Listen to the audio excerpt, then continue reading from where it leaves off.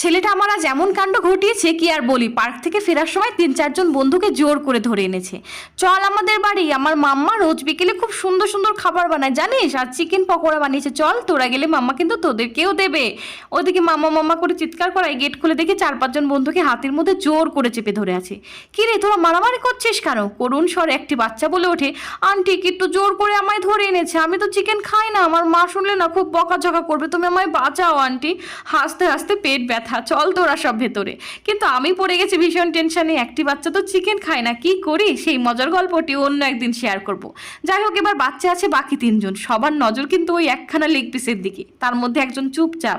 আর আমার ছেলে যেমন ডান পিঠে, ঠিক তেমনই আরেকটি বাচ্চা। দুজনে তর্ক শুরু করেছে। ছেলে বলে, মাম্মা লেগ পিসটা তাড়াতাড়ি আমায় দাও। আর ওই বাচ্চাটি বলে, তুই তো বললি আন্টি তোকে রোজ বানিয়ে দেয়, আন্টি লেগ পিসটা তুমি বরং আজ আমায় দাও। আমি তো কি করবো ভেবেই পাচ্ছিলাম না। আচ্ছা তোমরা হলে কি করতে আমায় জানিও কিন্তু।